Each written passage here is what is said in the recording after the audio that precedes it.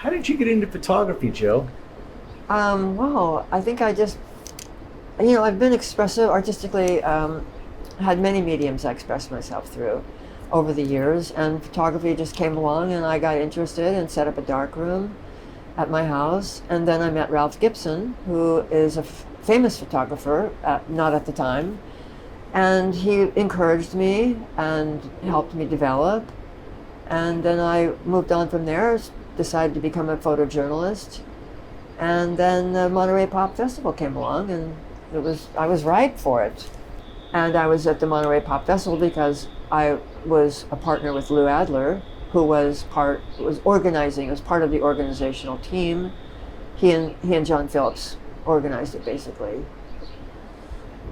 And you're there to be the photojournalist official, you said, supposedly. Well, I was. Or you found out afterwards. Yeah, I found out. I was named the official photographer, but nothing ever seemed official to me. I simply was there and was a photojournalist, so I was documenting this event, which was amazing. Along with Henry Diltz, you said Guy Webster. Yes, I was very close with Guy. I'd known him for many years, and he was shooting it, so I shot it with him. So you're doing this whole massive event, but your living conditions were a bit unique from what I remember you telling me years ago when we first met. Yeah. Can you elaborate a little bit? At the Monterey Festival? Yeah. Well, Lou and I had rented Greer Garson's house, which was a gorgeous place, and then Brian and Nico were staying with us. Brian Jones and from Nico, the Rolling Stones.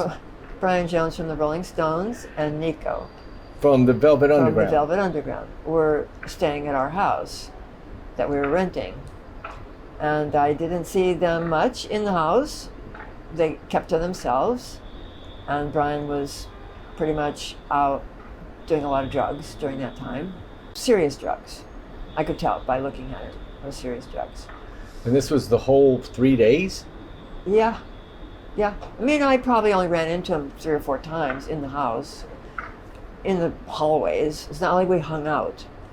I saw more of him on the grounds at the Monterey Pop Festival than I did at the house, where he was actually staying with us. You had a lot of good pictures where you documented what was going on around Monterey outside the stage. Yeah, it was amazing. And there was all sorts of events and all sorts of creative people selling their goods, and then just people laying around on the grass, dancing, just frolicking, This was great.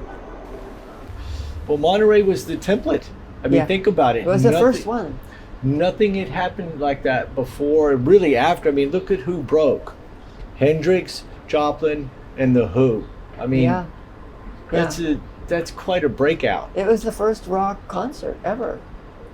The big festival like that was the one that really set the tone. Yeah. And everybody's like, well, wait a minute, we can do this.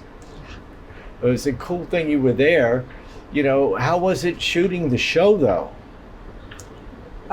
Was great. I mean, I just went wherever I want and shot, close to stage. I never went behind stage, unfortunately.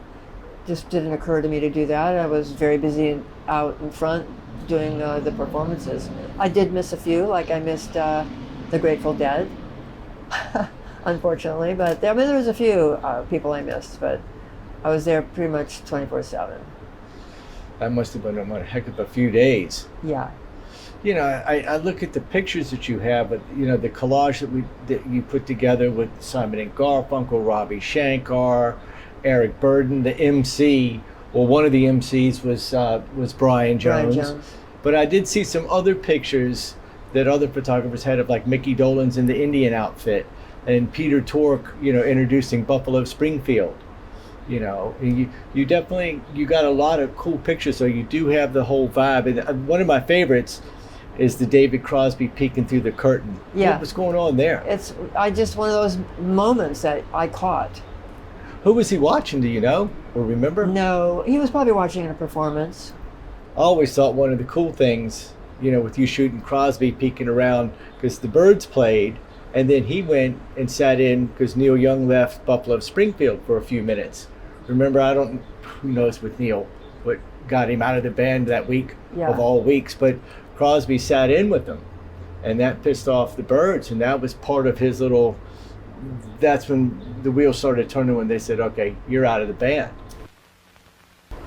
What would you say were probably your most memorable performances at the Monterey Pop Festival? Well, I would say there was one. That was Jimi Hendrix. Blew my mind completely. I don't know how I even got any photographs because I was so awed, struck, but I managed. But he just blew me away. I'd never seen anybody blend with their guitar like him. Well, you did get one of the iconic shots that made the cover of Rolling Stone in 2003 when it was doing the Yeah. whole all greatest guitarist of all time I episode. felt very or- honored for that. Yeah. Well, I really appreciate your insights on the Monterey Pop Festival. Not a whole lot of people, were there that documented it like you did, and we're thankful that you did. Rock and Roll Gallery, we've had you on the site for 21 years now, and now Globe Photos owns the archive and is giving it the love that it needs and getting you out there. But we really appreciate you coming on Shot Talk. Well, thank you. I'm grateful for being able to have done the festival, shot the festival, and being in your gallery, your rock and roll gallery for all these years. It's been fun. It has. Thank you.